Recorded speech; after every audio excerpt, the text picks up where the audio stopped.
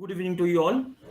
It is my extreme privilege and great honor to introduce today's speaker, Professor Pranab Kanti Basu, who was my teacher and continues to be my teacher. Though to most of us, he needs no introduction, as we are, as most of us are familiar to his academic contributions. But considering the new faces we have today, I think that a formal introduction of Professor Pranab Kanti Basu is necessary.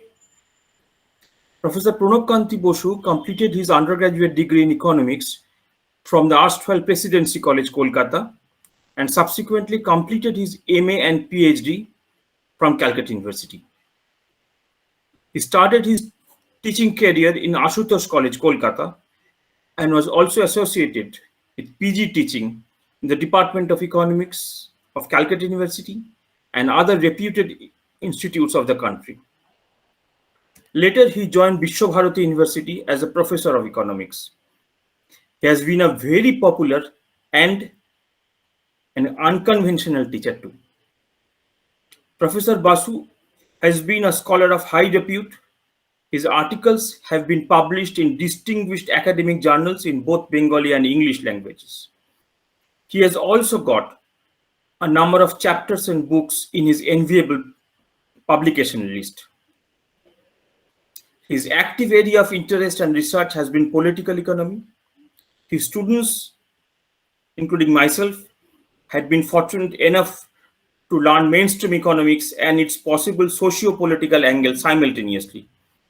He has been always keen to understand the society and its order and has taken deep interest in extending his academic understanding to explore new dimensions in practical applications.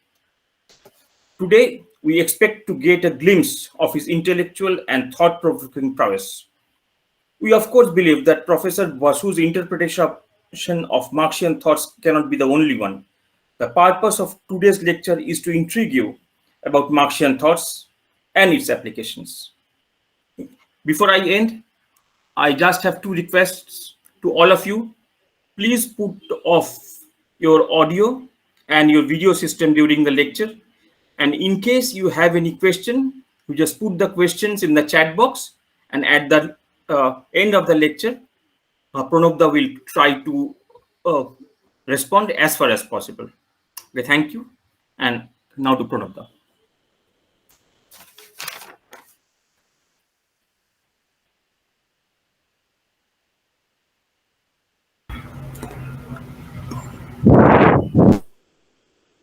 Your microphone is off, sir. Your microphone is off. Yes. Thank you, Devashish, for a very kind and quite undeserved introduction. As all students do, they do make very adulatory introductions to their teacher. And Devashish is now a friend of mine, actually, much more than a student. Anyway, thank you, Devashish, and thank you, Dipro, for arranging all the technical aspects. And thanks to the group discussing Marx, about which, if you go to the our YouTube page, Dipro has uploaded a video introducing our group. You will get all the details of the group. Thank the group for arranging for this lecture. And I also thank all those who are listening in. Of course, we were overwhelmed by the response in terms of registration. In terms of that, I am a bit underwhelmed by the current number of listeners, but it is good in a way that we can probably have some discussions at the end of each session if the number remains this manageable. Now, I also have to thank, you see, this lecture series, it did not start in a day. It was germinating at the back of my mind from the very first lecture that I took at Calcutta University as a guest on Marx. And in fact, I very vividly remember the first batch that I taught there, because of the fact that quite a number of the students in that batch, who are now, a number of them are quite close friends of mine. They were activists, student activists, and they reacted very sharply to my proposition, which I still maintain and will be arguing throughout this lecture series, that Marxism is not the absolute truth, one, uh, and two, that, as Devashish said, that there cannot be any truthful uh, exposition of what is Marxism. You can have interpretations, reinterpretations. In fact, there cannot be any true word of any philosopher or any political scientist or economist, because, as someone said, the author is dead. What has been written is there, and I will be using a lot of the texts of Marx in the course of the lecture series, but that should not delude one to think that what I am saying is what Marx was saying, because what he has written is there. It's there in writing. It has been translated, first of all, into English, and that's where how I'm reading it. And then I'm making sense of it, conveying it to you, and you are making sense of it in your own way. So it is not as if I am giving what is Marxism, I'm giving the absolute answer to this query. But what I am trying to do, and what my interaction with the generations of students has guided me to this position, that I have the questions that have been raised, the way I've been quizzed. Well, if Marxism is not true, if it's not a science, then why talk about it? Well, I spent my whole life talking about Marxism, and I'm happy that I've been able to retire and then devise a course where I can talk my mind, because within an institutional framework, you're always constrained by certain requirements, certain obligations of the institution, of the department, and the syllabus, etc. So, what I am talking today is what I have learned, read, and the interactions with the generations of students, their queries, they're trying to answer them. And what I will be presenting is what I hope is a structured view of how we can relate Marx's philosophy, his political economy, his politics, and also focus. Primarily, our task is to focus in a way in which we can then apply to understanding the reality of our country as well as the global political economic scenario. I will not be going into the application part in the course of this series, but we hope that our discussing Marx group, we will be able to engage in lectures delivered by some of us and maybe some guests, in which we will be able to apply these ideas to understanding the reality. Now, when we discuss any person, in fact, it doesn't have to be a thinker. Every person is a product of his or her times. Now, product of the times in what sense? The times in two senses. One is the personal times, and the other is the social time. The personal history and the society at that point of time, and they are both interacting with one another.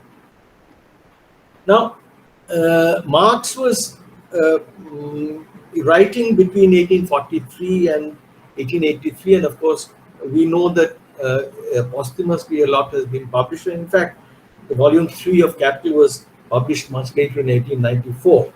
But we can say that since the middle of the 1840s to 1890s, 1883, Marx is writing, and this is the period we are talking about. Now, what was the specifics of this period? This period was immediately succeeding the Industrial Revolution. Now, so to understand the thought of Marx, we'll start with trying to understand the economics of that period, the society of that period, the culture of that period. Now, Lenin, of course, and when we talk about the personal history, we must understand that Marx, of course, had a disciplinary training in philosophy and law, and he had a deep interest in political economy. But beyond that, and this is important, Marx was very much involved in the workers' movements. He was one of the founders and leaders of the Communist Correspondence Committee and later the Communist League.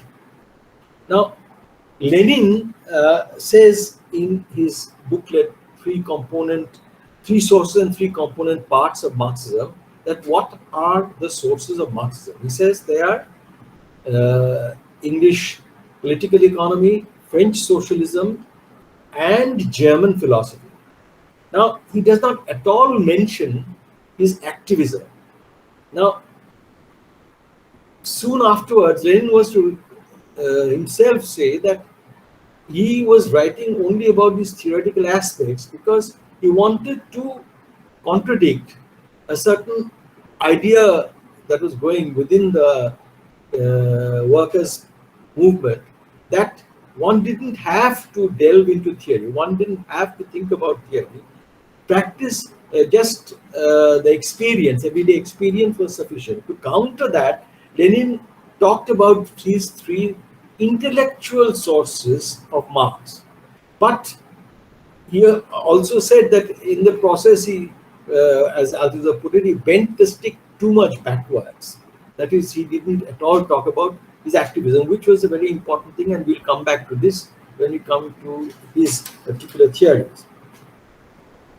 Now, the Industrial Revolution, of course, that as the term says, it's to do with industry, but the Industrial Revolution could occur only because it had been preceded, the Industrial Revolution of the 18th and 19th centuries, it had been preceded by the Agrarian Revolution of the 16th and 17th centuries. Now, what did this agricultural revolution involve? On the one hand, it involved a change in the crop rotation from a two-field system where half the field was left barren in order to restore its fertility to a three-field system where one-third of the field was left barren and the other, and leguminous plants were used to restore fertility, etc. So there was a huge increase in productivity and production in agriculture. Together with this, of course, there was a change in the cropping, in the production pattern.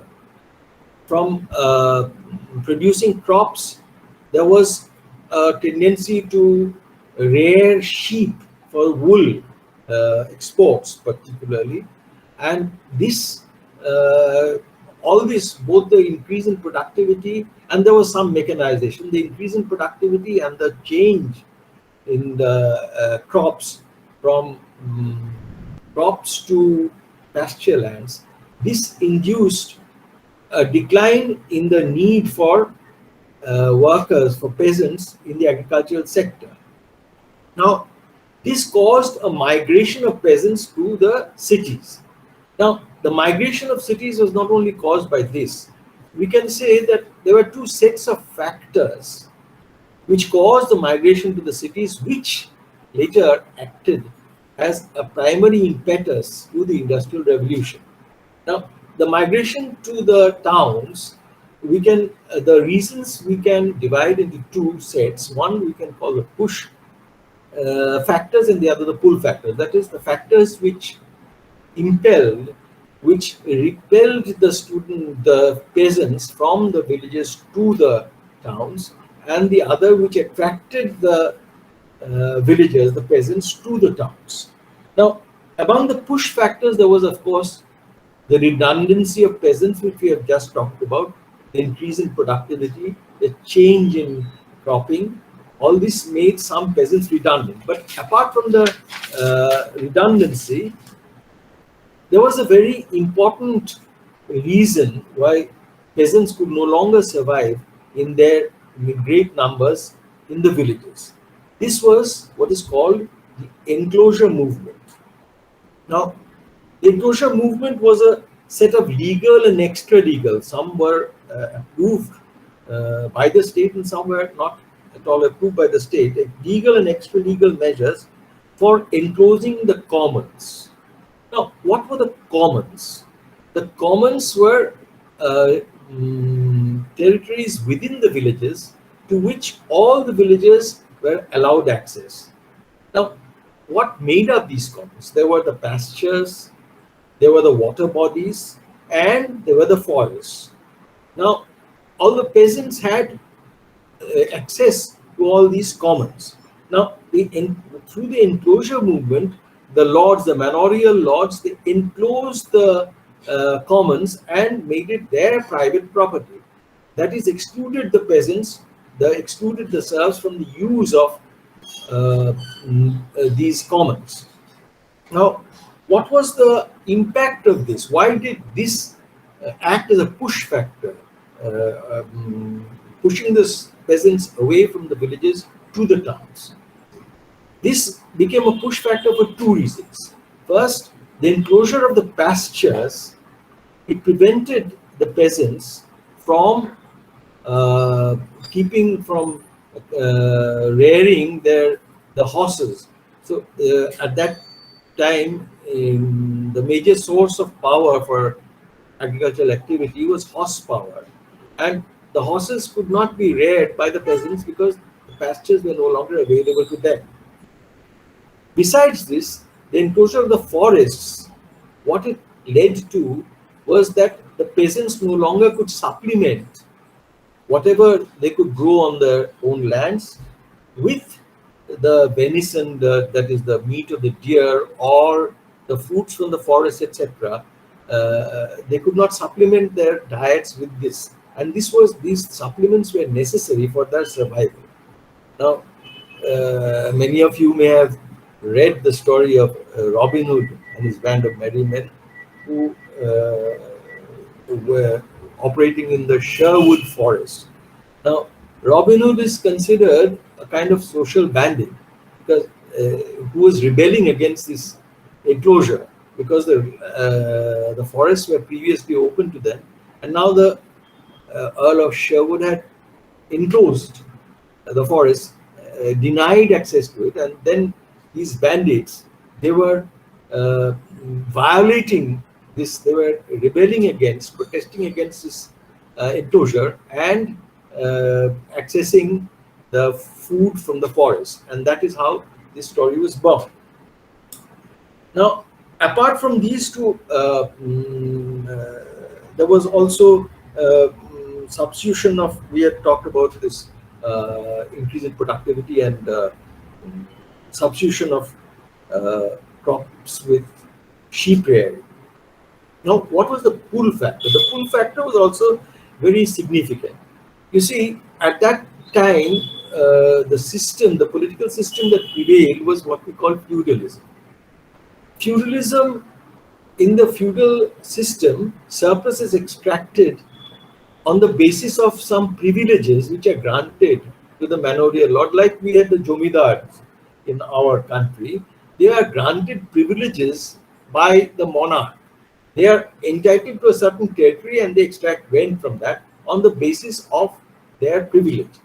It is quite unlike the modern system where you see the Ambanis and the Adanis and the Birlas and Tatas. They are not privileged in the constitution. The constitution doesn't mention them. They are all citizens just like you and me. But of course, we know that they enjoy some extra legal powers. That's besides the point. But constitutionally, they are not. There is no privilege. We are all equal in the eyes of the law and in terms of being able to exercise our franchise. So now, within the feudal system, there was a system of privileges. There was a hierarchy. There was the king on top. Then there were barons and knights. And at the bottom of the feudal hierarchy, aristocracy, there was a manorial lord. And below that, there were the peasants. The peasants who were bondsmen. They were bonded to the earth. They were not allowed. They were punished if they tried to go from one manor to another. Now, these bondsmen, there were various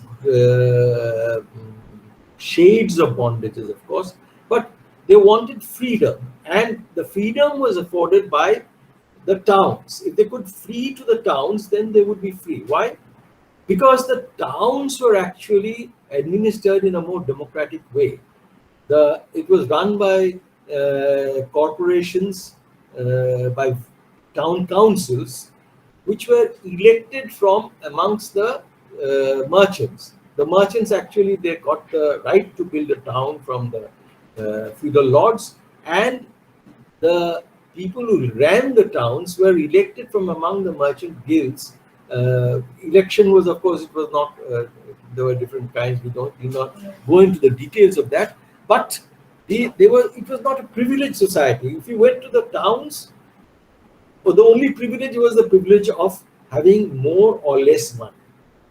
Now, so the villagers, they migrated from the towns, from the villages to the towns, because of both the push and the pull factors. Now, this was the agrarian revolution, and the result of that, as far as the industry is concerned, was that a lot of peasants were migrating to the towns. Now, what was happening to the industry? Now, during the heyday of the feudal period, industries were artisan, petty production based, that is like our cottage industries, not khadi cottage industries, where the artisans owned their own tools and they produced with their own or their family labor. They resided in the villages, and the village itself provided the markets for the blacksmith, the potter, the weaver, etc. So it was a localized market, a small market, and you had small scale production where the artisans produce with their own tools and with their own or family labor. Now, why was there no large scale production? You see, the answer lies in the politics of the feudal system. As we had said, the feudal system is based on privileges.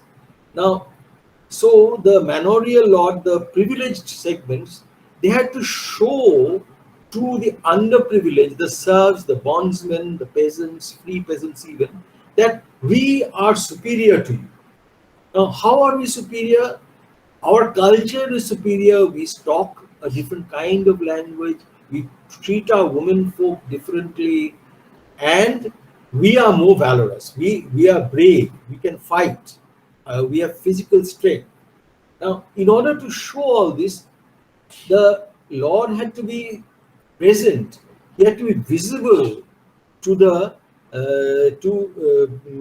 serfs, to the peasants, so that they could appreciate and they could say that yes, just like the Jamidar was to show his, the riots would argue amongst themselves whether my Jamidar is better than your Jamidar, and they would have to prove their superiority in terms of their benevolence, their philanthropy, etc., etc. Now, similarly, the Western manorial lord had to be present and prove one's superiority over those over whom he ruled.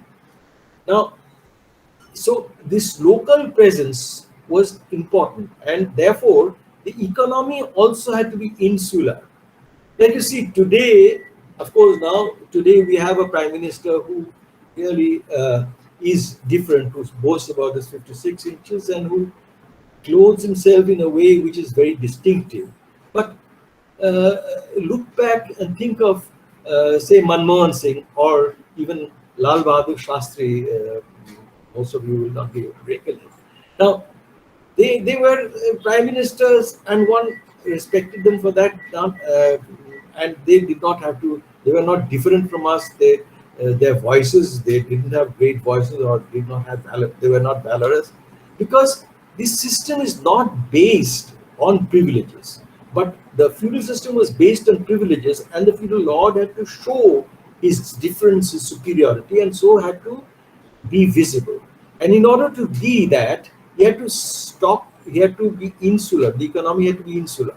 And that is why the production, the industrial production was on a small scale, it was artisan based. Now, once the villages started fleeing to the towns for the reasons that we have argued. Now, you see, those who were fleeing were peasants, but the blacksmith or the weaver or the potter, now these were not always full-time occupations. They were doing just like in our country. You have weavers, cottage weavers, who are also doing agricultural activities. So when those who were fleeing to the towns were also artisans. Now, when they fled to the towns, these artisans, they they of course got their freedom, but they they were economically stifled by the merchants. The reason was the merchants were united in their guilds, that is kind of association. Now the craftsmen also they also had their guilds, they made their own guilds, but these guilds were less powerful than the merchant guilds.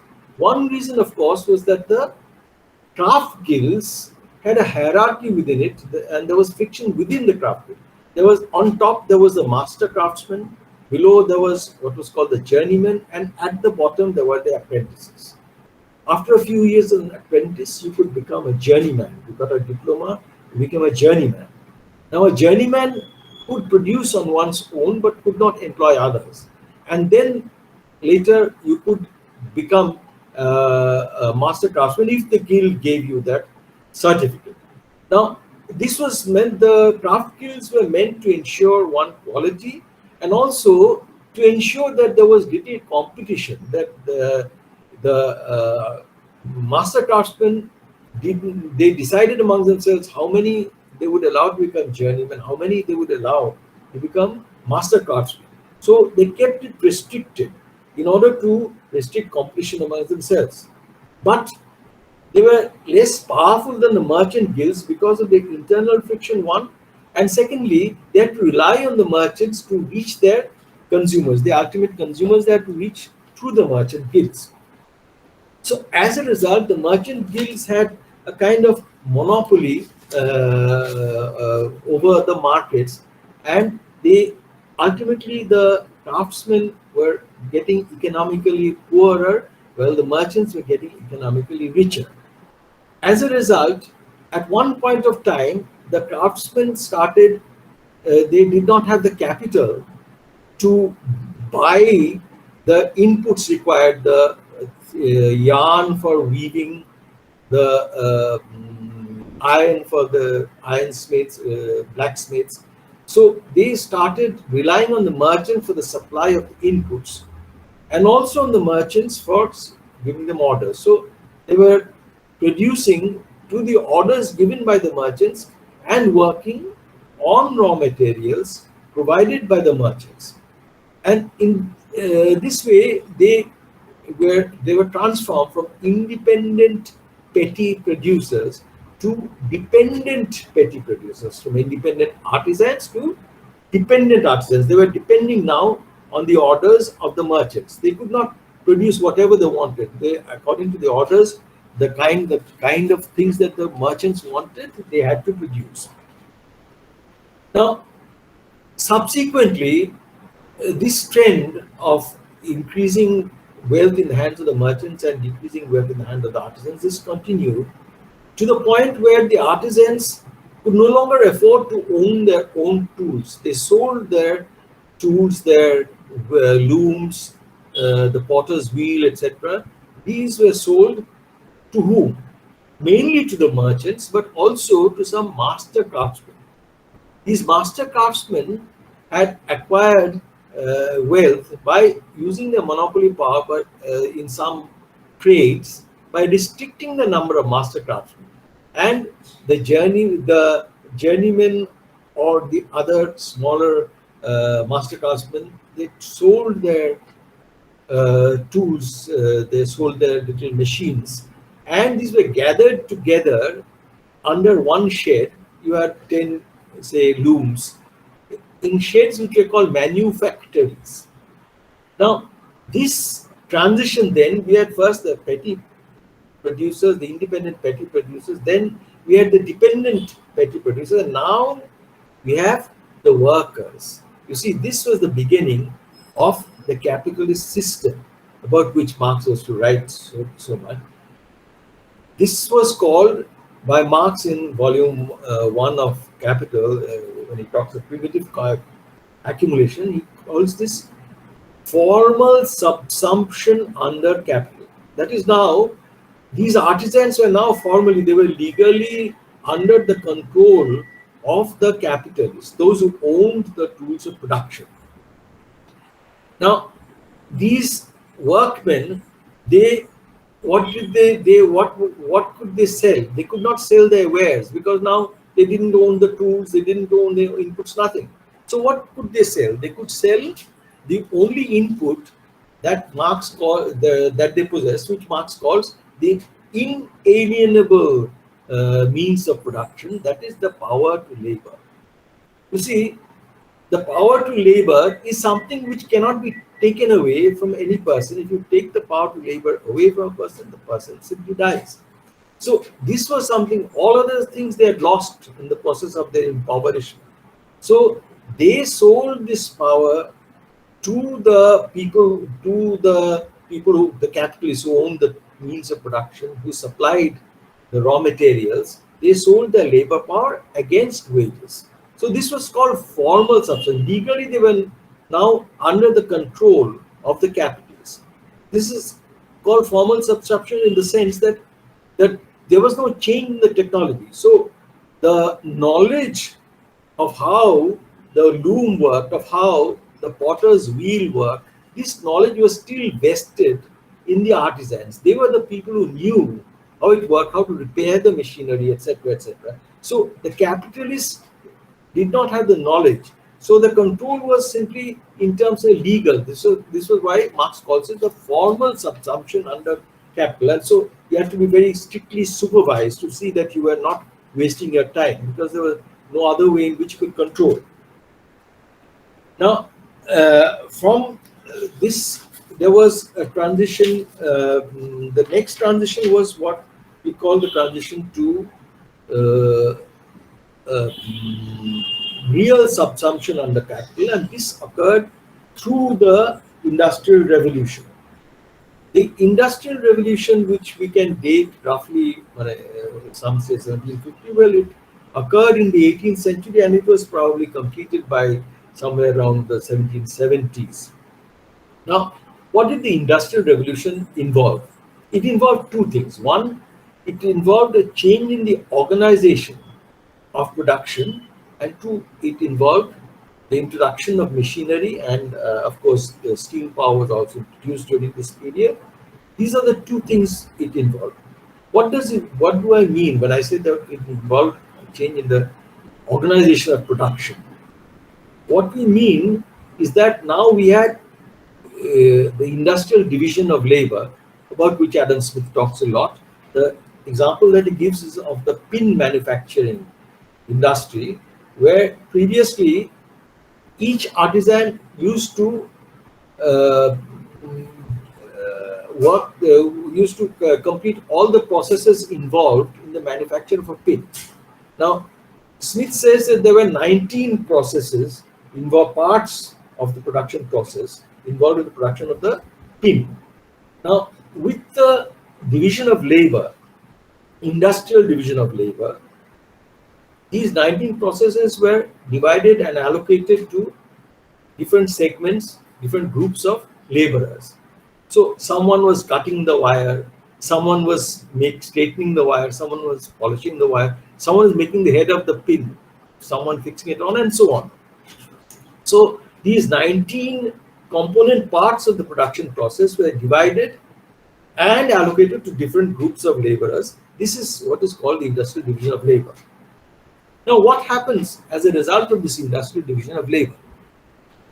First of all the workers do not have to be very skilled. Smith says that the most skilled work was that of the person who polished the head of the pin. Now there was only one group doing that. The rest could be less skilled, and the one who was cutting the wire probably was the least skilled. Now, so you could use unskilled workers. As a result, you started employing women who were new to the workforce, women and also children. And then they were paid lower wages. The logic was that they were not running a family. The family was being run by the maid. It was, of course, a very male chauvinist kind of society, as all feudal societies are. In fact, our society very much is. Now, so they were not running their family, so this was the logic. So they were being paid less. So as a result of this, the average wage could be brought down. This was one reason for the industrial division of labor. The other reason, of course, was that if you divided up the work, then some people who were cutting the wire would not know how to make the pinhead. Those who made the pinhead wouldn't know how to make cut the wire, and so on. So what happened was that the knowledge was no longer vested in the artisans. So control was not merely formal in the sense that you sold the labor power and work according to the dictates of the capitalists. Control was now built into the production process. But apart from this industrial division of labor, of course, through this period, there were certain machineries which were introduced. Steam power, the first water-powered silk mill was started working in 1721. Then the first commercially successful steam engine started working in 1761. Now, of course, we know James Watt in 1765. He increased tremendously the efficiency of the steam engine. And then there was Arkwright, who used a water frame. The force of the water would run the spinning frame. So all these innovations and inventions they were being built into machines, and both the division of labor, industrial division of labor, and the introduction of machinery led to large-scale production. Now, why did the industrial division of labor lead to large scale? How is it tied to a large scale of production? You see, take the example which Smith talks about. There are 19 component parts to the production process. So if you break them up, you need to employ at least 19 people. Whereas if one person was doing the entire work, then someone could run a small manufactory with 2 or 3 people who were each doing all the different processes involved in the manufacture of the pin. But now you had to employ at least 19 people. Now, what this implied was that the scale of production would increase. And of course, machinery, and particularly the introduction of steam power, this meant that the rate of production increased tremendously. And to keep the machinery employed, you had to increase the scale of production. So now we had the division of labor, the use of machinery, large-scale machinery, and real subsumption under capital. That is, later on, of course, this was what was called. This gave birth to what was called Taylorism. That is, now the production process became so complicated that the artisans who now had been converted into workers, their next generations have become workers in the factories. Now, from the manufactory, we had the factory. Now, in these factories, the single worker had little knowledge of the entire production process. Now, this is a favorite example which I have given to so many students. Probably a lot of you have seen Modern Times and have seen how Charlie Chaplin becomes an extension of the machine, and when he leaves the factory, also he's tightening. He's going about with his spanner, tightening the button on the tunic of a woman. And so you see, this is what is happening. There is an alienation. This becomes important when we come to Marx. There is an alienation which is involved, which is correlated with the control passing from the workers to the capitalists. The industrial engineers, who are the representatives of the capitalists, they are now planning the production, and the workers are simply executing. Now, Engels says very vividly that what is the difference between human labor and animal labor? The difference is this, that a human being performs a labor twice, once in the mind and then in action. So you plan and you execute your plan, and that is why you have satisfaction in your labor. You realize your life in your labor. What you are doing if you're planning, like I was saying, that previously I was constrained by the syllabus, by the institutional requirements, And now I'm unconstrained. I have been able to plan this course according to my likes. So now that I'm delivering this lecture, this is a joyful experience to me. So it was for the artisans who were planning and executing their plans. But now, with the birth of the factory system, these workers were no longer planning. They were alienated. They lost their interest in the work. They were alienated from the work. Once you enter the factory, as Marx says, you have liberty and equality outside the factory gates, because capitalism broke down the feudal bondage. As we were saying, the towns were more free. You have freedom outside, but within the factory you have the master slave relation, because you are compelled to follow the dictates. And that is why the workers rebel in various ways. They break machines. We'll talk about these the various kinds of movements. And we say the workers are lazy. That is something which is very commonly said, that workers are lazy, and also leftist unions are also blamed for making workers lazy. And you see, the point is that the workers, why should they be interested in working efficiently? See, they are working for some. Once you enter the factory, you have sold your labor power for 8 hours or 10 hours in the day. That is someone else's property. I have no control over that. So that is not my lifetime. That is my labor time, which I've sold to someone else. So the worker is not concerned about making good use of that. Would rather convert the labor time into lifetime. So this was the birth of the factory system.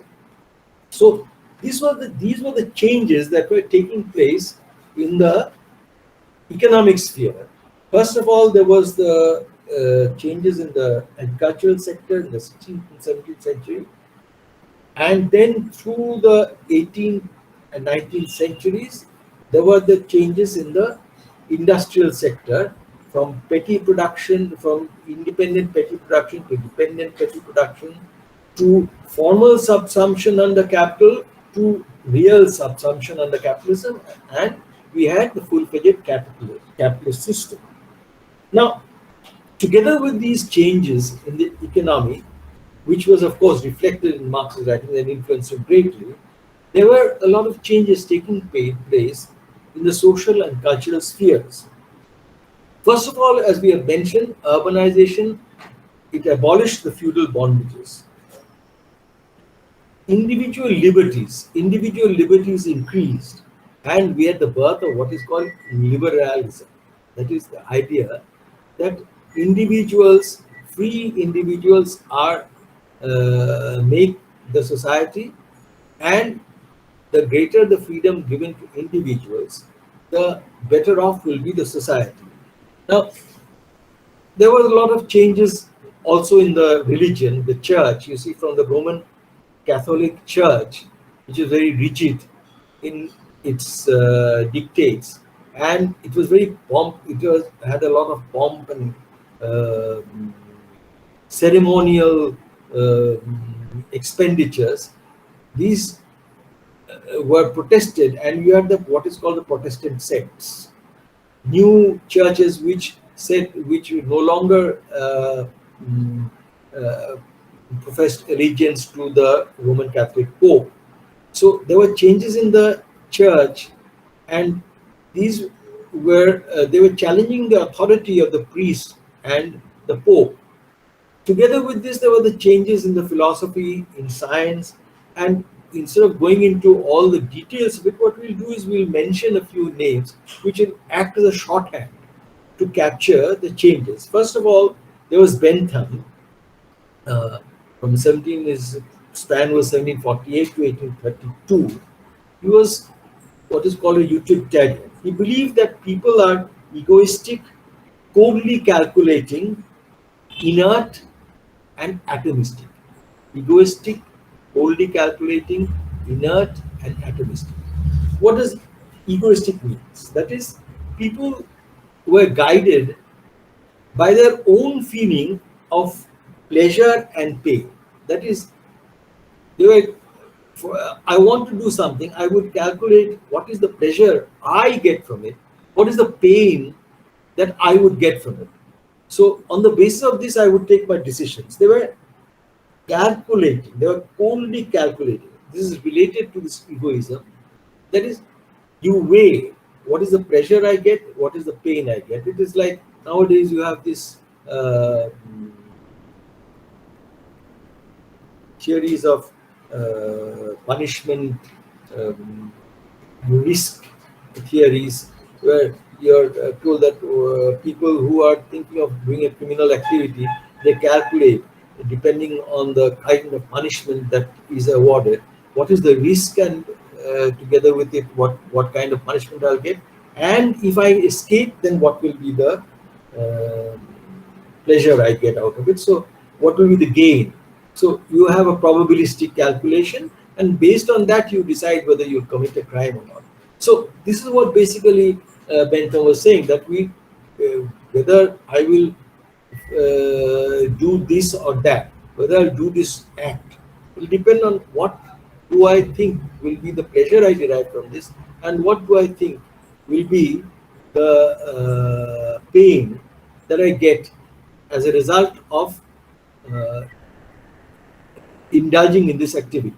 So people were egoistic, they were coldly calculating, and they are inert.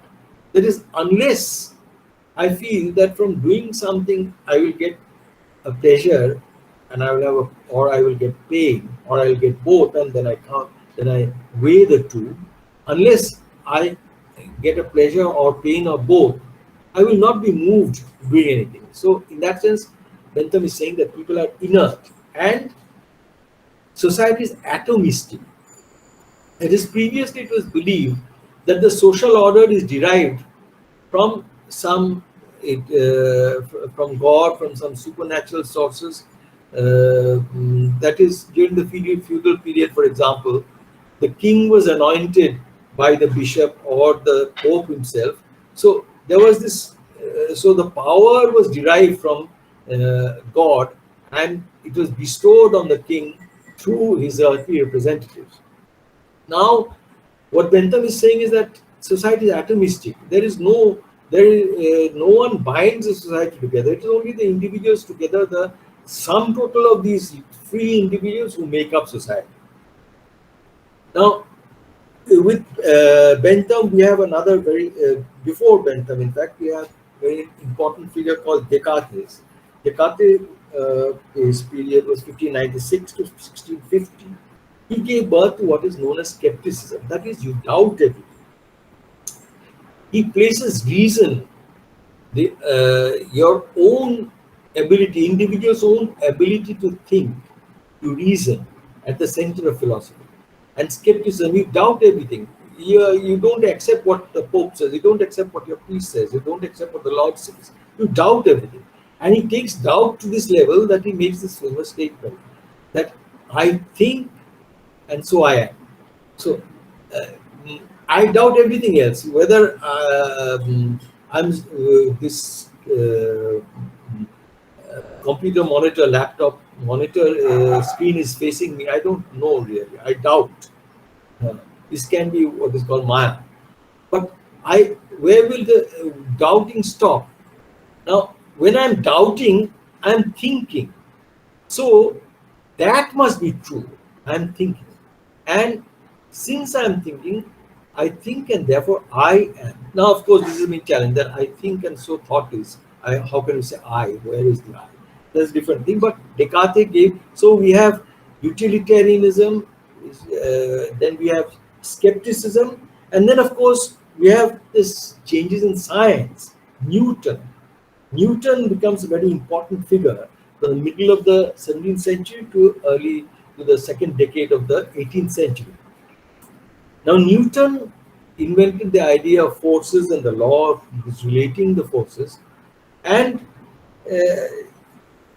these laws and the forces, they constituted all physical systems, including the universe. So this reduced the significance of supernatural forces. Everything was explained by the physics of forces and their relations with one another.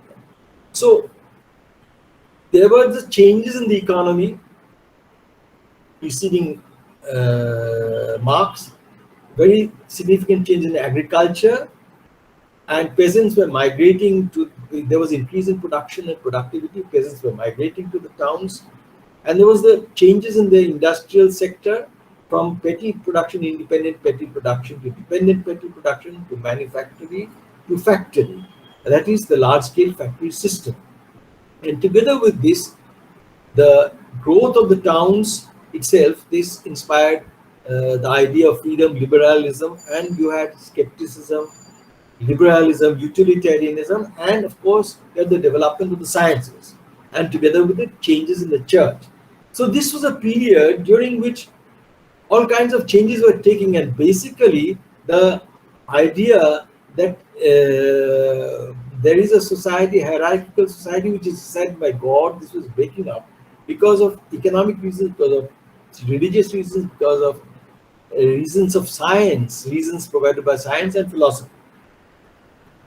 Now, this period, for this, up to this, I have prepared the references, so I'm putting up.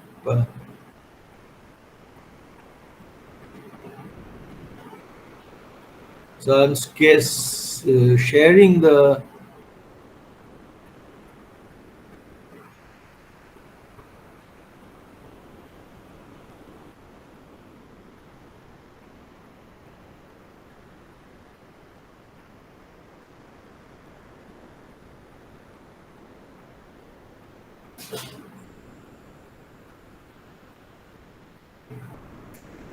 Now, can you see the references? Yes, yes, Pranab, just enlarge the screen. Enlarge this. Yeah, yeah, yeah, yeah. Yeah. So Absolutely. Yeah. these are the references. If you want, you can take them down, or they will be there on the YouTube. So these are the references for what I've been discussing so far: the changes in the economy, in religion, in society, that accompanied the right up to the Industrial Revolution. And we are arguing that Marx was a product of these social times as well as of his own personal times, which is captured in his involvement with the workers' movements, and also his personal interest in philosophy, in law, and also in political economy. So I think we can move on. Yes. So have you taken down the Yes. references? I can now. Then I can. We can move on. Pranab, I think you move on because it will be in YouTube, so Oh, anyone can get access that. okay.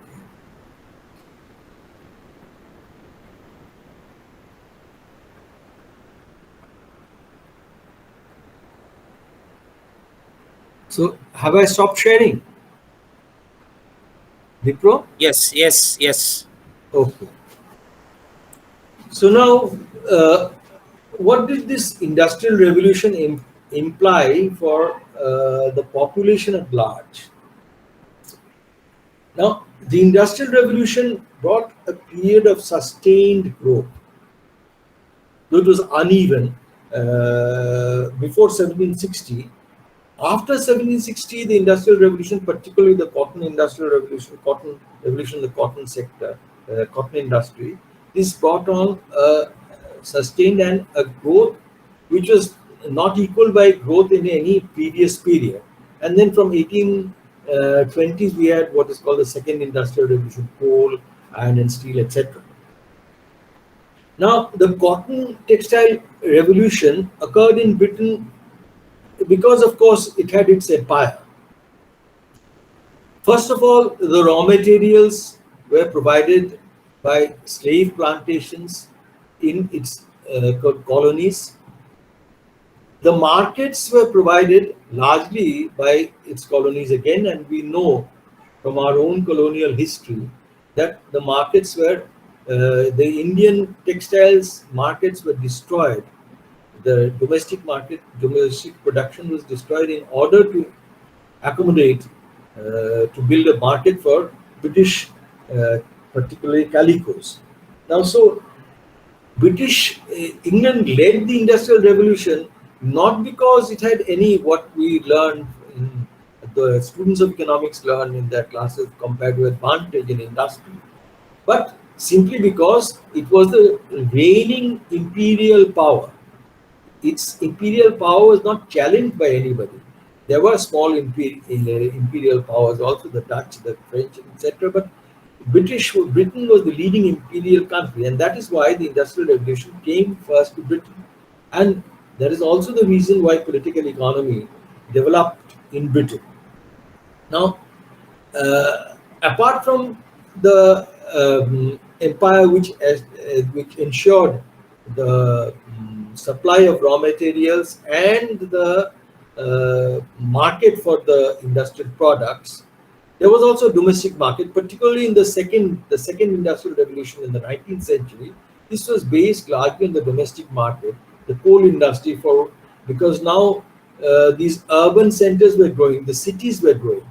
Previously, people were living in the villages, and you could heat your hearth, you could heat your uh, home by using firewood. But now, once you had migrated to the towns, during the winters, these were cold climes, and you had to get the heat in winter, and so you had to rely on coal. So the domestic markets, they fired the second industrial revolution, and together with this, the growth of the towns, there was also steady growth of what is called the middle classes, lawyers, small capitalists, what we call the petty bourgeois, then medical practitioners. All these were growing. This was the middle class which was growing in numbers.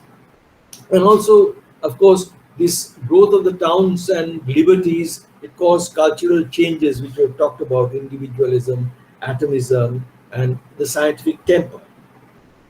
Now, all these generated a sustained faith in the growth potential of England in the minds of these middle classes. You see, these middle classes who were prospering as a result of this growth, they felt that this growth was a never ending process. And this is what sustained the birth of classical political economy, which is epitomized in Adam Smith's Wealth of Nations. Now, Adam Smith is hailed by the liberals for one particular reason.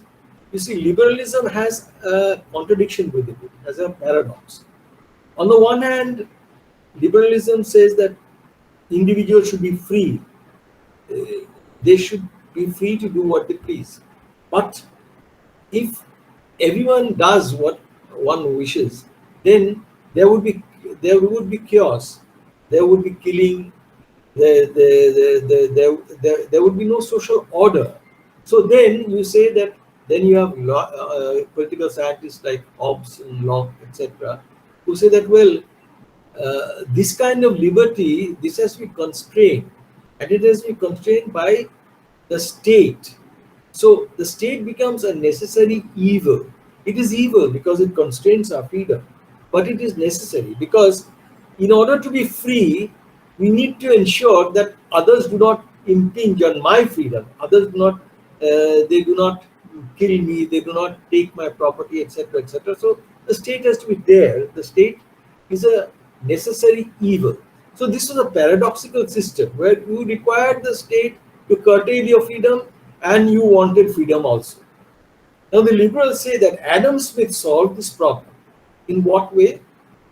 Adam Smith argued that individuals who take the decisions, economic decisions, what to buy, what to sell, based on just their own individual likes and dislikes, based on their own individual desire to maximize their own utilities, their individual actions are coordinated through the market, the invisible hand of the market, he says, and this leads to the maximum good for the maximum number of people. So here he is apparently solving the paradox. that individuals I do not have to think of what is desired by others or whether I'm harming the others. I simply take my decisions on the basis of the market information that I have, and based on my desire to maximize my satisfaction. And so does everyone else. And it is the invisible hand of the market which coordinates all these things, matches demand with supply, and then we have a situation where the maximum good is obtained for the maximum number of people. So Smith is argued to epitomize liberalism, to give a theoretical basis for liberalism. Now, uh, so Smith is apparently working with egoistic, the sense of egoistic individuals, etc. Now, Smith, of course, if one reads Smith, one finds that this is not a proper reading of Smith. He is concerned with human nature. He talks of what is called the impartial observer. I am concerned about how others think about me. So my decisions are constrained by what I think is an impartial observer who is watching me, which is basically others. So I'm thinking of what others are thinking about me. So this is quite different from what the mainstream presentation of Smith. Uh, and apart from this, and Smith talks of benevolence, of which causes harmony in society. So Smith is not really the way he is presented by the liberals, but as a counterpoint to Marx, the mainstream presents Smith as one who is only talking of individuals maximizing their own selfish interests and the invisible hand of the market coordinating all this. Now, recent interpretations of Smith, of course, they have pointed out that Smith does not solve the liberal paradox of individuals wanting to their own good and then conflicting with one another. So you need the state. Smith doesn't solve this problem. What he says, what the modern interpretations say, which is basically based on Foucault, that Smith really displaces this conflict between the state and state's control and individual liberties. It displaces it to various other areas like the conflict between private and public. How far should an individual be allowed to take own decisions, and how far should be the space of public sphere where the state can intervene? Smith really displaces the conflict between the state and the individual liberties to the conflict between private space and public space, between private property and commons. This is something which we talked of, the enclosure of commons.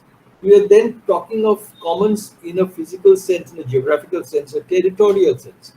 But of course, there are other commons which are constantly being enclosed even today. Consider, for example, the World Trade Organization and the patent laws. What did it really do in the late 90s of the previous century?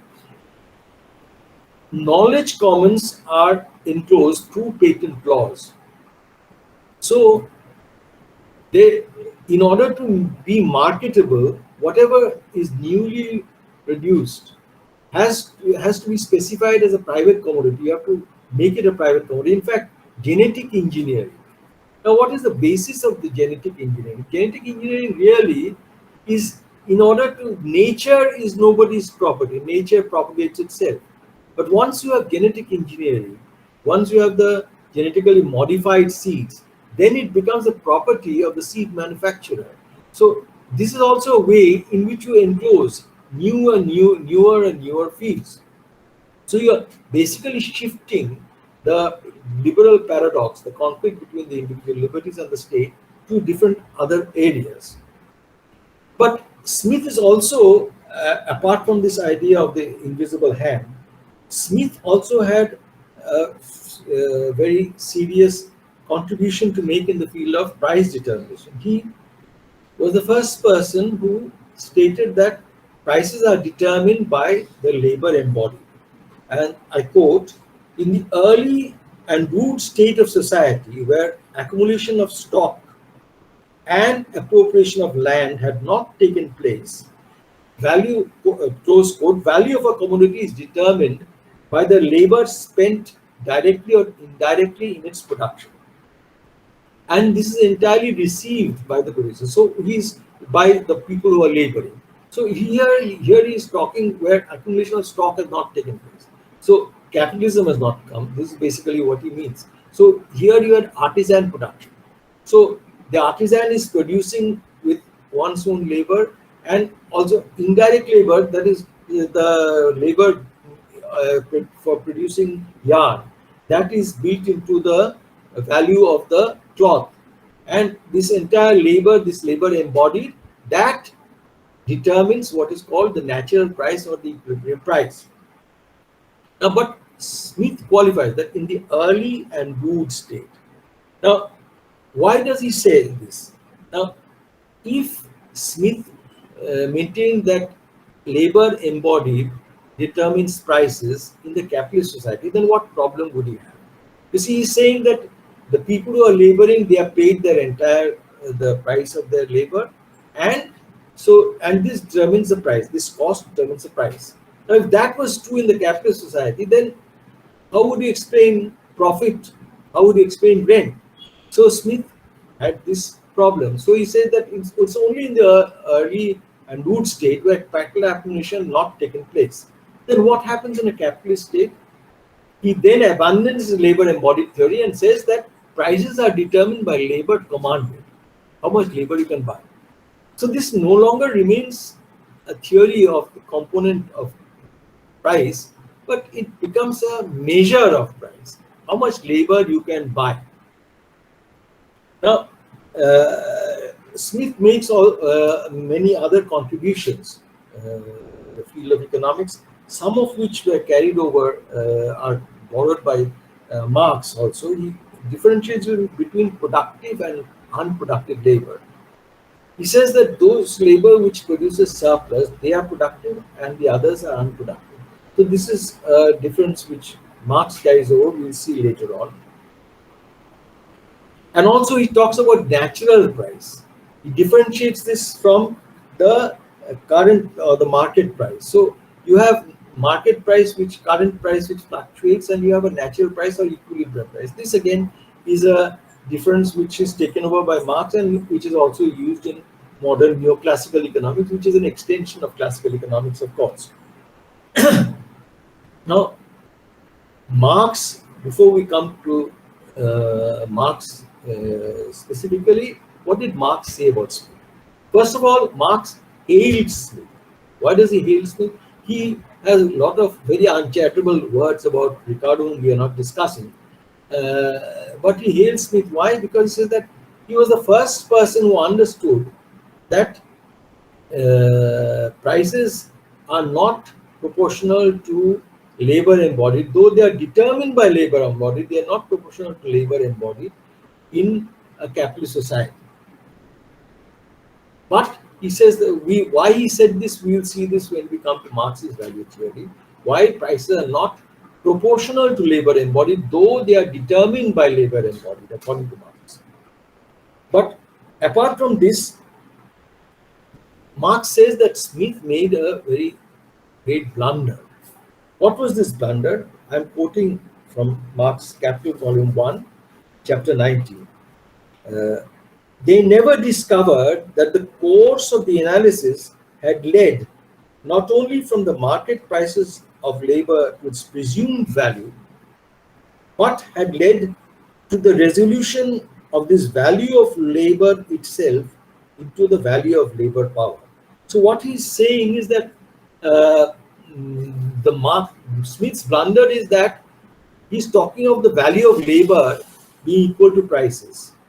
Whereas when he's saying that prices are not proportional to labor embodied in a capitalist society, he has already discovered that prices, why is it not so? Because of the idea, because labor power has been born. which was not previously there. Previously, there was a concept of labor. Now is this labor power. Now, what is the difference? Now, what Marx is saying, we will see in detail later on, is that all commodities sell according to their values. That is, according to the labor embodied in them. Now, what is the laborer selling to the capitalist? He's saying labor power, the power to labor for 10 hours.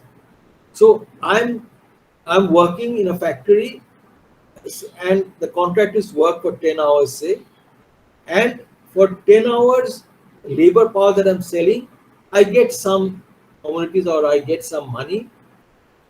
Now, that money, why it is subsistence. Subsistence in what sense?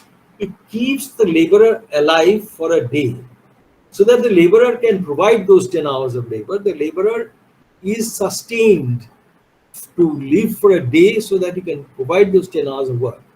So, to live for a day, he needs certain commodities, and to buy those commodities, he needs food, he or she needs food, clothes, a shelter, and so on. Now, to manufacture these things, subsistence that the laborer needs, again, labor power is spent. And that is the value of the labor power that I am selling. So it is like this, that I am working from 10 hours in the factory. In order to work for 10 hours in the day, I have to be sustained for the day. And in order to sustain the laborer for a day, needs a basket of commodities. Those basket of commodities, that basket of commodities is produced with a certain amount of labor. Say that is 6 hours. So one is working for 10 hours in the factory, getting subsistence for a day, which is produced by 6 hours of labor. So that is the surplus. I am working for 10 hours and getting 6 hours of labor in compensation. So a surplus value of 4 hours is produced, and this becomes a source of profit and rent. So Marx is saying that Smith had made the discovery that labor embodied is not proportional to prices, but then he failed to realize why this is so. The reason, of course, is that one is not selling labor. If one is selling labor, then of course one would get wages equal to the prices. So one is saying labor power, and the labor power is just like any other commodity, and like every other commodity, it gets paid according to the labor embodied in that. And what is the labor embodied in 10 hours of work? Labor embodied is the labor spent in producing the subsistence goods for a day, which is 6 hours. So you get 4 hours of surplus value. Now, so Marx is, on the one hand, he's upholding Smith for one, talking about the labor theory of value, two, saying that labor embodied is not proportional to prices, but his great blunder was that he did not discover the concept of labor power, and he was working with the concept of labor instead of labor power. Now, this is where the classical political economy, the optimism, the economy was growing at a very fast rate. Some people were getting the gains of that, and that bred optimism. This optimism led to in social theory to liberalism, and in economics it led to classical political economy, which is epitomized in Smith, who thinks that, well, there will be an unending process of growth. If you let the market free, if you give freedom to the market, there will be an unending process of growth. But was the Industrial Revolution really so beneficial to all the population? Actually, while some prospered and optimism was born from that, the vast majority of the population, they suffered. The vast majority consisting of the working class, the paupers and the unemployed. The paupers meaning those who had lost their property. You see, we frequently make this mistake that the proletarian is propertyless. Now, proletarian, you have people who lose their property, become paupers, and then only if you get work, then you become a proletarian. So you had the people who were suffering. They were the working classes, they were the paupers, and of course those who were losing their work, the unemployed. Now, we can gauge the economic distress from the fact that the real wages were near subsistence in 1750. For the next 50 years, real wages declined, and there is total agreement among all the economic historians that real wages declined from 1750 to 1850.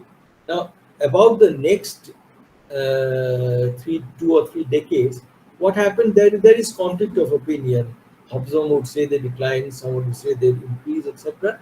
But real wages declining over the major part of the industrial revolution, this is very revealing. So while the few prospered, a lot of the people, the workers, the paupers, those who are losing their jobs, all these people, they suffer greatly from as a result of the industrial revolution.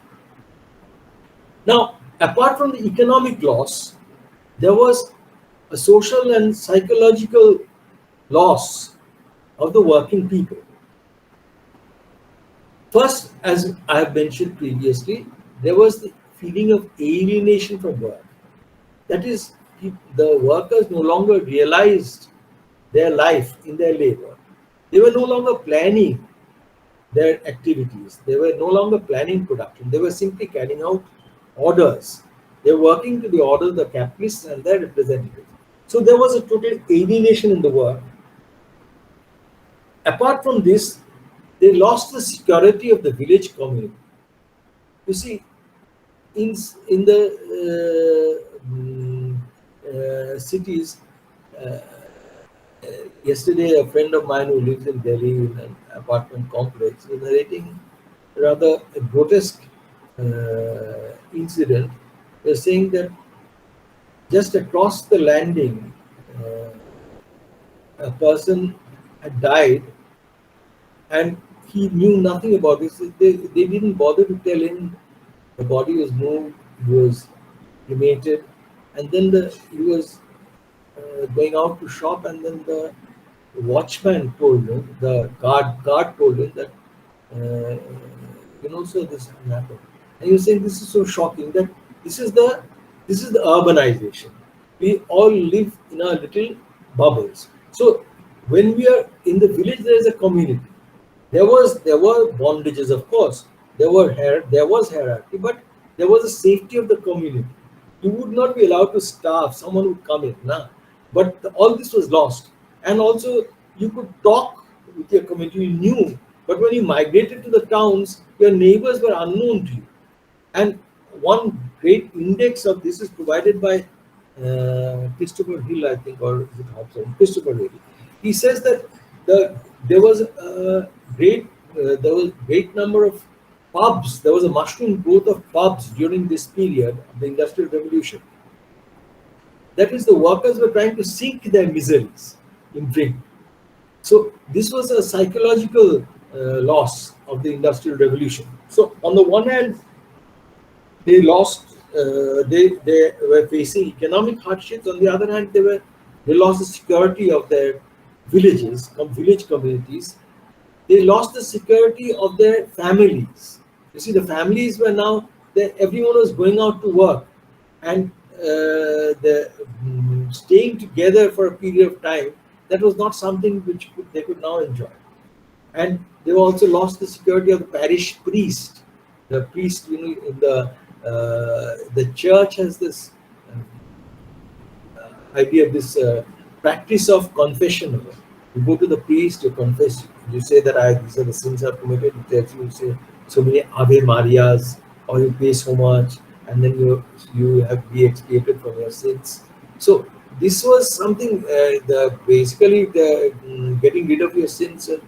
This is a psychological. This is something like it's a talking cure. Like you talk to your psychoanalyst, you talk to your parish priest. So they were losing all these. Their village community, the parish priest, their families, all were being broken up. And together with this, there was the economic hardships they were facing as a result of the Industrial Revolution. Now, the state was an active accomplice in all this. You see, the trade unions were made illegal through the combination laws. And that is the major reason why real wages were falling. Together with this, you had the very harsh poor laws. That is, laws which forbade people to beg. The vagabonds, they were rounded up and put into poor houses. What were these poor houses? These poor houses belonged to each parish. They had their own poor houses where every vagabond, anyone who was begging, would be put into the poor house. And then someone, a capitalist, would take a lease of these poor houses, of poor house, and the people inhabiting the, from children to adults, all those living in that poor house would then be forced to work for the capitalist. And these were called these were called sweatshops. You have very vivid descriptions of these in Charles Dickens' works. So the state was an active uh, accomplice in this, and there was very high mortality. Children were dying in these poor houses. They were given very little to. You have this. Get the name. You're given one helping. The child is given one helping of food and asks for the second helping, and he is severely beaten up. So there were these instances, and the state, through the poor laws, which were apparently the state claimed that these were in order to help the poor. Instead of begging, they were put into houses where they would be fed. Actually, what this meant was that they would be providing cheap labor to those who leased the labor from the poor houses, from these poor houses. Now, as a result of all this, the working classes, the poor, they were rebelling in various ways. There were various kinds of protest movements. There were the levelers and diggers. The levelers and diggers. Diggers means that they would take any vacant land and start digging and cultivating. So this was a form of protest. The levelers, of course, believed that you level down the rich, and then there were the Luddites, the machine breakers. You see, Marx was to argue later on that it was the system, the production system, which was the cause of the misery. They realized, but the working classes realized this, but they thought that it was not capitalism. It was the machines which was causing the misery. And so they became machine breakers, the Luddites. And of course, this idea prevailed for a very long time. Workers were very incensed when the conveyor belt system came. Workers were very angry with the machines. And you have a novel by I think Arthur Daley, Wheels, automobile industry, where a worker in an automobile industry commits a crime, goes to prison. When he comes back, he finds the Model T Ford, the first assembly line production, had started, and he was working in an assembly line with a conveyor belt system. And this so angered him that he jams the conveyor belt. So this was what the workers were doing. This was a form of protest. So you had the levelers, the diggers, the Luddites, and machine breakers. And you had also some socialist thinkers. There was Owen, who thought that the cause of misery of the working people was subordination of man to machinery. And he proposed the setting up of communities which would encompass production, distribution, family residence, upbringing of children. This is a utopian kind of idea that you have a sort of Gandhian philosophy where instead of the village, you have, of course, the machines would be there also. Then you had someone called Begueuf. He said that nature has given to every man the right to the enjoyment of an equal share in all property. He believed that in order to extract this equal share in all property, there should be violent insurrection and we should claim all nature's property. And then there was another important socialist thinker, Fourier, who had some similarities with Owen's ideas of the community. But Fourier said that men were made different, and ultimately we should aspire to a situation where a stage of humanity or complex association, as he calls it, as opposed to the simple association or community that Owen promoted, they should be able to give freedom to everyone to choose whatever they want to do. This was almost like the communist society that Marx is talking about. Now, and after that comes Marx. Now, Marx was the first to realize, to argue that the source of inequity was not in distribution. The source of inequity was not in the unequal distribution of productive resources. The source of inequity was in the exploitation embedded in the production system. That is what he calls, as he says, that Bentham. Equality and Bentham prevailed outside the factory gates. Within the factory gates, there was the master-servant relation. So inequality was built in production. This was something which nobody had argued about previously. Secondly, argues that exploitation is caused by disposition of working class from the means of production, because they have no means of production other than the inalienable right to labor. So, in a market economy, they have to get money to buy their subsistence, and to get that they sell the only thing, the only possession they have, that is their power to labor.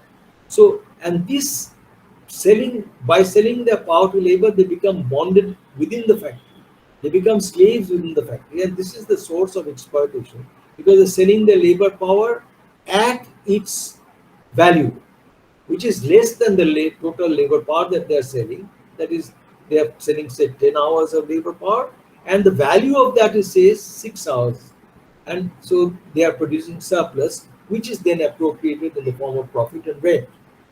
So Marx is saying that the source of this exploitation is that the dispossession of the working people from the means of production.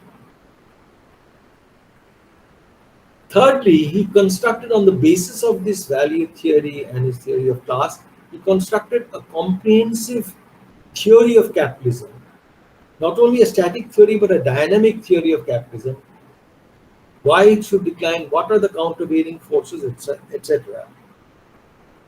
And as a counterpoint to capitalism, he proposed socialism, where the ownership of means of production would be restored, would be taken away forcibly by the working class.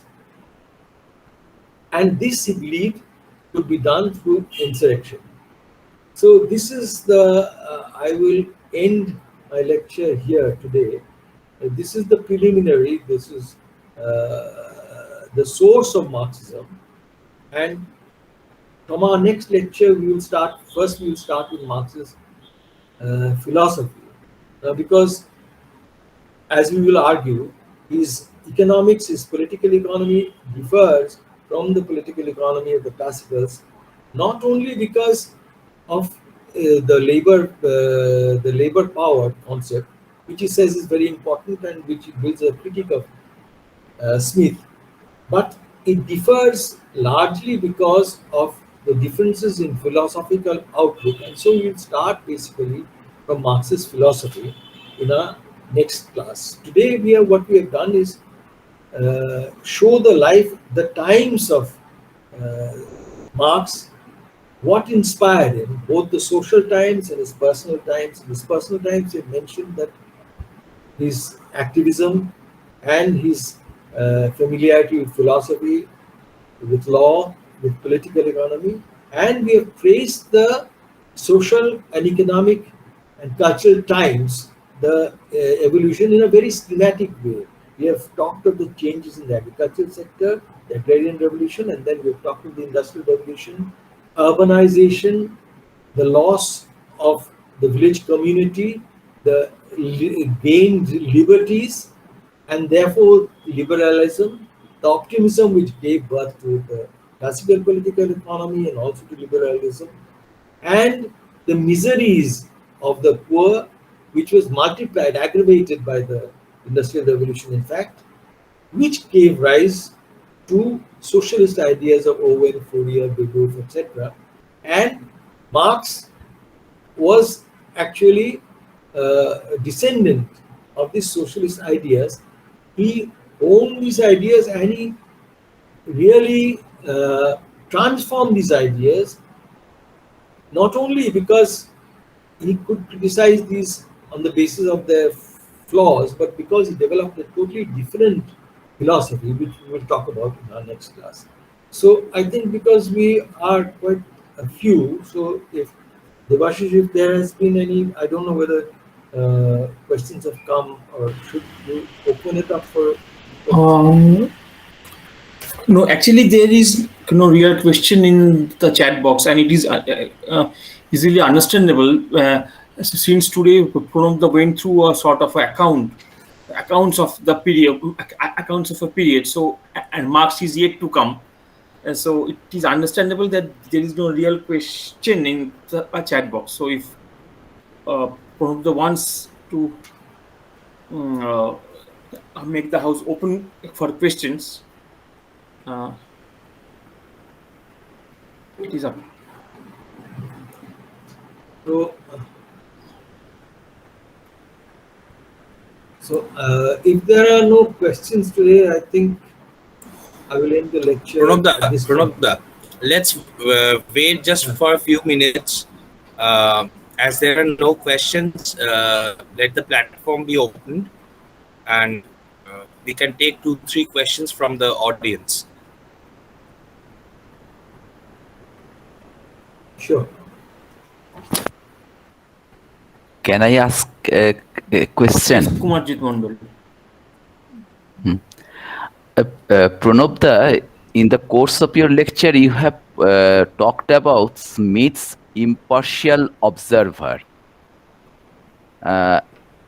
My question is, how different is this impartial observer of Smith from Foucault's idea of panopticon?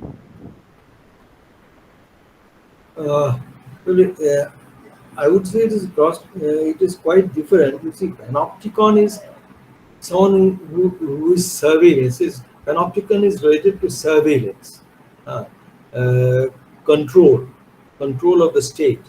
Now, so you have the panopticon, which is actually, it was in fact architectural structure where you are sitting in the middle and you observe everything else.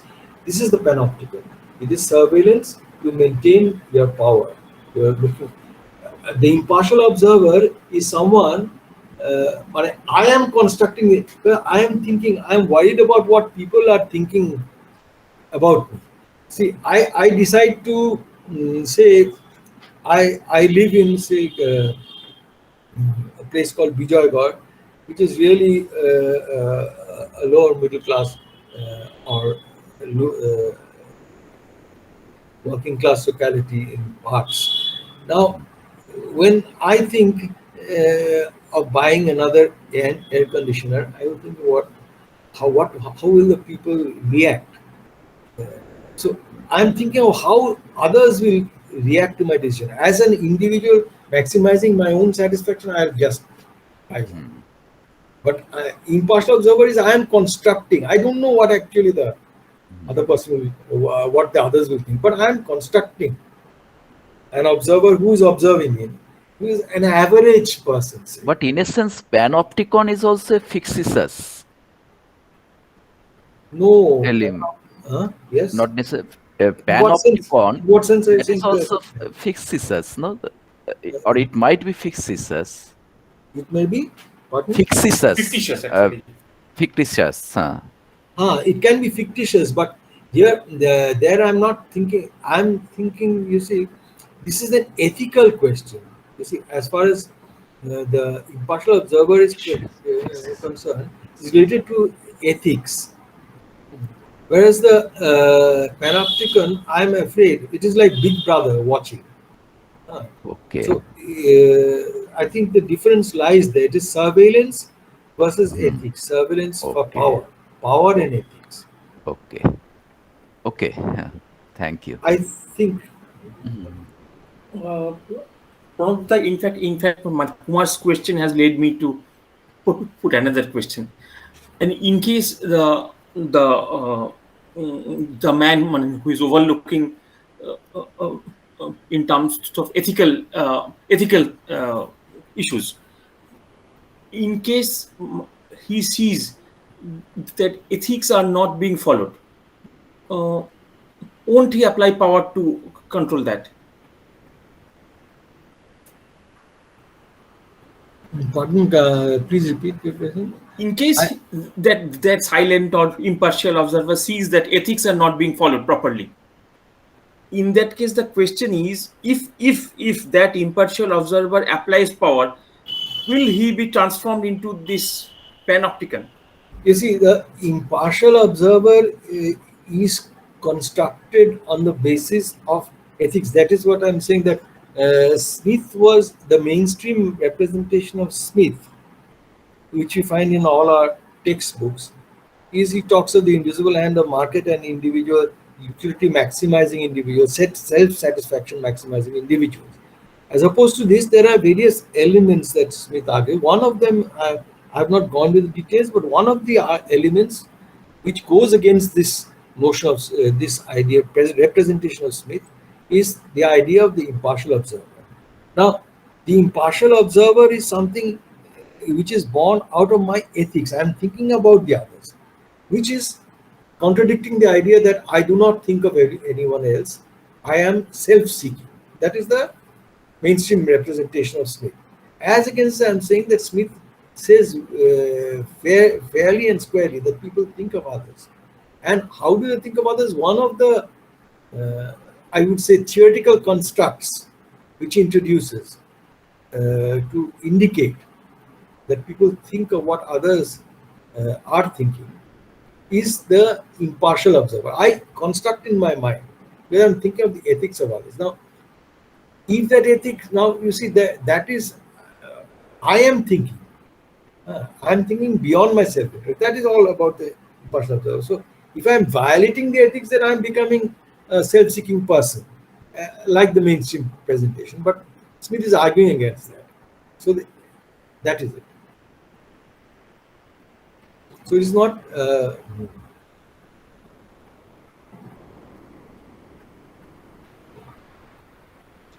Any more questions? Sir, just in one observation rather than a question. Yes, or in the money. Sir, that you have mentioned the one more sources of Marxism, that apart from Lenin's ideas, that there are three sources of Marxism, that of the English classical, the English political economy, and the French socialism, and the German classical philosophy. So that is one part is added, that is most interesting of it, that the Marxist activism of Marx. And that's what you have said, sir. But Yeah. shows that at the same time, that is, it sounds me that is something like that. What Mao had said, that where do correct ideas come from? They come from practice, not from that. And the other elements, where what should be the priority, and between the theory and practice, where the theory correct ideas or these come from. This sounds. This is good. This is what. Yeah, This is not, just simply why I want to put this. This is an interesting observation. this your query, actually we will be discussing this question in detail in our next lecture, where we talk of Marxist philosophy, the significance of practice, the significance of contradiction, which is an overdetermination. Contradiction is, of course, a term which Althusser introduces, contradiction and overdetermination. And Althusser says quite clearly that this is borrowed from Mao, Mao on contradictions. So it does come in, but of course we don't have to refer to Mao or to any other successive any Marxist practitioner after Marx. In order to understand Marxist philosophy, we can start directly from what he's saying, how he's expounding his own philosophy. We'll start with that. We'll read his philosophy, and we read it through the thesis on Feuerbach. And there, I think your question. If there are no other questions, I think we would end here today, and we look forward for the next lecture. I think Dipro will be telling us about that. a bit about that, the date and time and etc. Yes, we are meeting next week, Friday at 8 p.m. I will again share the Google Meet link as well as the YouTube link uh, in through mail. And I think as the enthusiasm for registering for this lecture is way more than enthusiasm for joining this lecture. So I think from the next day onwards, we can share the Google Meet link directly in the Facebook, so that the willing participants can join here. Also, we will stream it in live in YouTube because we have declared that. But Yeah. we will share both the links. Yeah. Okay, That would be I good. think that will be, yeah. I think that will be good. Yeah. Okay. Thank you all. Okay. Thank you and good night.